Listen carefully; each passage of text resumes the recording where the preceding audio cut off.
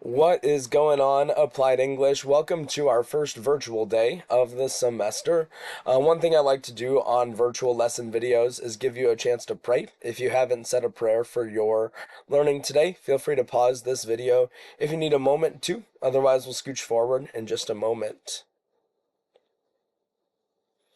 Alright, so right now you're watching the Booker T. Washington background video. I'll walk you through our PowerPoint on Booker T. Washington. It's very similar to the one we had for Frederick Douglass.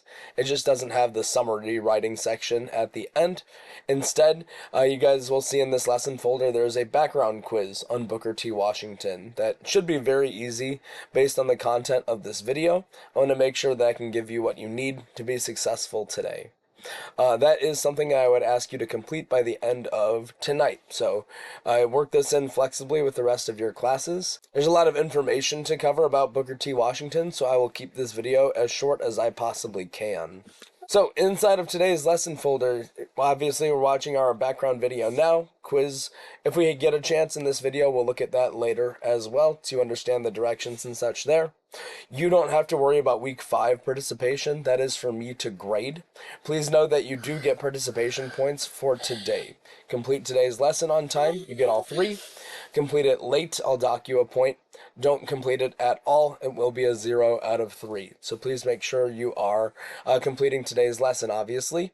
Your quiz is kind of the big measure of how I know that you did today's lesson. I should note I did put a copy of our PowerPoint right here. So if you want to follow along by reading the slides yourself, or if you need access to it, you can click View. I'm going to open this up in PowerPoint itself just to make it easier for me to run that way. There might be a little weird jump in the video. Alright, y'all, sorry if there is a weird jump in the video there, but we got our PowerPoint. We'll move through this as best as we can. I should also note, usually I would put my face up on these as well, where you can see me in the corner as well. My camera, for whatever reason, is on the fritz, so foregoing that this time. Hopefully next time we'll have the ability to do so. Regardless, we have a different kind of photograph right here, and that is a photo of Booker T. Washington rather late in his life as well. Again, photography relatively new in the late 1800s. I don't know exactly when this photo was taken, but we'll see more of him as we dive into his book next week. The goal for today is to get some background on his life in general. So, a little overview of his life. Booker T. Washington was born into slavery. I want to say he was something like 9 or 10 when slavery ended. So, he actually talks about slavery in the first chapter of the book that we'll be reading, but the rest of his book focuses on his life after slavery ended. He rose to become one of the leading African-American intellectuals of the 19th century, and even going into the 20th as well. Going into the 1900s, he had tons and tons of influence, largely because he founded Tuskegee University. It was the Tuskegee Normal and Industrial Institute. Was renamed later on. He founded it in 1881. Also founded what's known as the National Negro Business League 2 decades later. Again, going into the 1900s. Was involved in politics. He advised President Theodore Roosevelt, and President Taft as well. He was also well known as a speaker, just like Frederick Douglass was. Gave very influential and very inspirational speeches too. I also forgot to mention, feel free to pause this video if I'm ever speaking too quickly for the sake of understanding this. You are allowed to take your own notes if you like. But once again, our quiz is just pulled from this information, and you have access to the PowerPoint anyway. So looking at his life, really starting with his education. So in 1872, he's 16 years old. He decides that he's going to start his educational journey, and so he walks about 500 miles. We'll see what that walk was like as we read his book, to enroll in the Hampton Normal and Agricultural Institute. Not necessarily a high school, not necessarily a college. Schools worked a little bit differently back then. We'll see the types of things that he learned at Hampton as we read as well. Once he did reach Hampton, he was hungry, penniless, walked there with nothing but the clothes on his back. The head teacher, first person he met there, was Miss Mackey. Did not show him any pity, but she did give him a chance. She told him to sweep the floor as his entrance exam. Wanted to see his attention to detail and his desire to work. He takes it as a challenge. He sweeps it 3 times, makes that room spotless. He mops it, he washes the walls, goes above and beyond, goes the extra mile. Miss Mackey inspects his work with a handkerchief, so she takes a rag to see if there's any dust left on the floor. Obviously, he passes. She was very impressed with his hard work. She let him into the school. However, again, he was broke. His family did not have any money as people who had come out of slavery. They had no possessions, and so he needed to work for everything he had.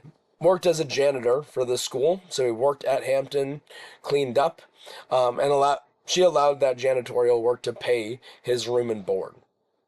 He went on to graduate from the Institute with honors. So not only was he working hard to clean Hampton Institute, he also was excellent in his studies there as well. Once again, feel free to pause this one if we're ever going too fast. So after Hampton, so 1881, Booker T. Washington becomes the first leader of Tuskegee Normal and Industrial Institute. He's so good at the school thing that he decides he's going to become a teacher and headmaster. He builds that in Tuskegee, Alabama, where it is today. When he arrived, the institution had 2 small converted buildings. We're talking shacks. It's nothing like the college campus it is today. They had no equipment. They basically had no money to hire anyone. It was just him as a teacher to start.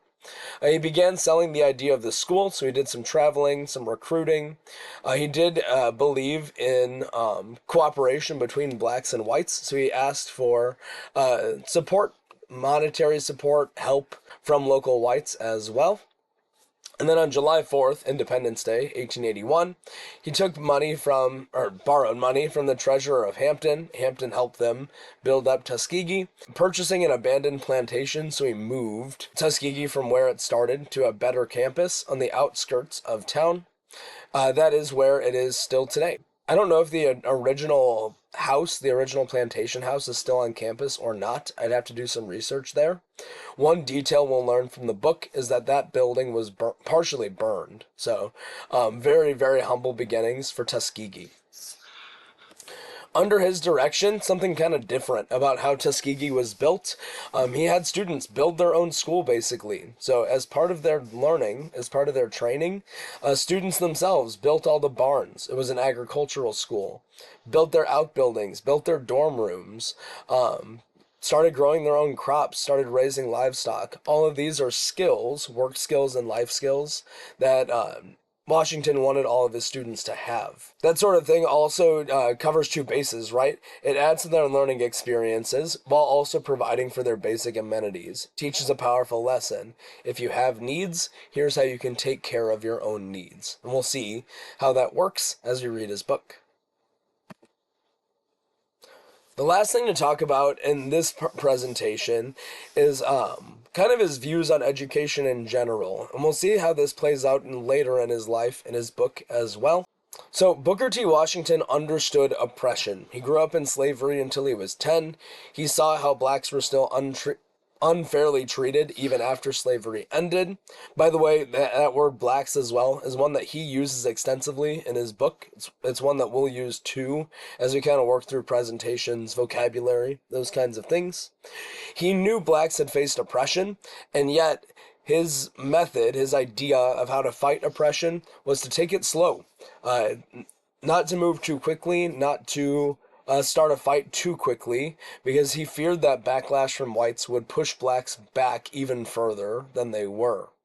He believed that the better approach was to, quote, concentrate all energies on industrial education and the accumulation of wealth and the conciliation, that's the repair, of the South. So the big one is industrial education.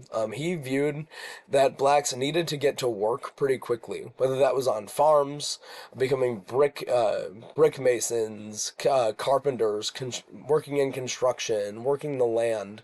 Those are the types of things that he wanted the black community to gain first before they went any further. Why does he want to do that? He views kind of several values for industrial training.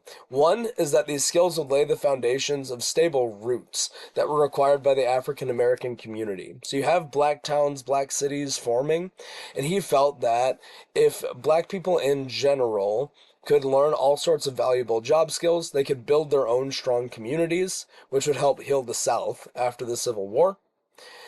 Earlier, we mentioned accumulation of wealth. As a reminder, when black people came out of slavery, they had nothing, no possessions whatsoever, and so someone needed to start building up wealth for black families. But then as well, this is a quote from his book too, blacks would eventually gain full participation in society by showing themselves to be responsible, reliable American citizens. There wasn't much trust between whites and blacks even after the Civil War, even after slavery ended. He viewed that, hey, if the black community can hold stable work for a long time and prove that they have all sorts of valuable education and skills, that would lead to more cooperation in American society between whites and blacks black people would carve out bigger and better roles for themselves in politics, in education, etc. That is it for the PowerPoint presentation. We've got just a moment that we should take a look at the quiz as well. So Booker T. Washington background quiz. I'm just going to go to preview.